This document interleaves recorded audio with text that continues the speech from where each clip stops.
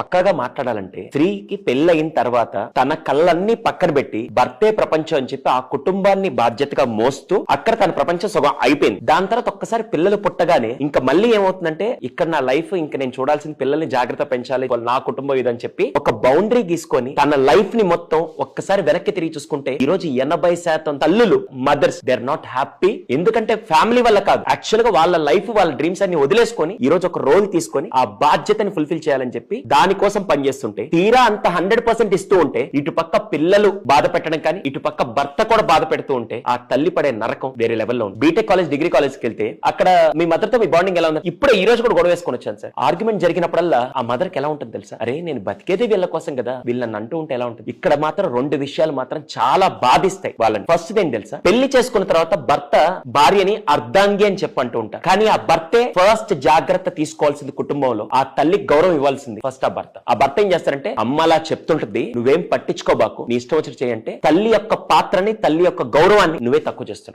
ఏ రోజైతే భర్తగా ఒక తండ్రిగా మీరు అరే అమ్మ చెప్పిందంటే దానికి వ్యాలిడ్ పాయింట్ ఉంది, ఫస్ట్ ఆలోచించు తను ఎందుకు అలా చెప్తుందో, నేను అపోజ్ చేసి మాత్రం వెళ్ళను అని ఎప్పుడైతే ఒక తండ్రి లేదా భర్త స్థానంలో ఉండి మీరు సపోర్ట్ చేస్తారో వాళ్ళ మిసెస్ కి అరే కనీసం ఇంట్లో నా భర్తనే నాకు గౌరవం ఇస్తున్నాడు అని చెప్పి ఫస్ట్ అని తెలుస్తుంది. రెండోది అతి ముఖ్యమైనది, ఎంత ఉన్నా కూడా ఇష్టం వేరు గౌరవం వేరు. ఇప్పుడు ఇంట్లో ఎంతమంది తల్లులకి ఆ గౌరవం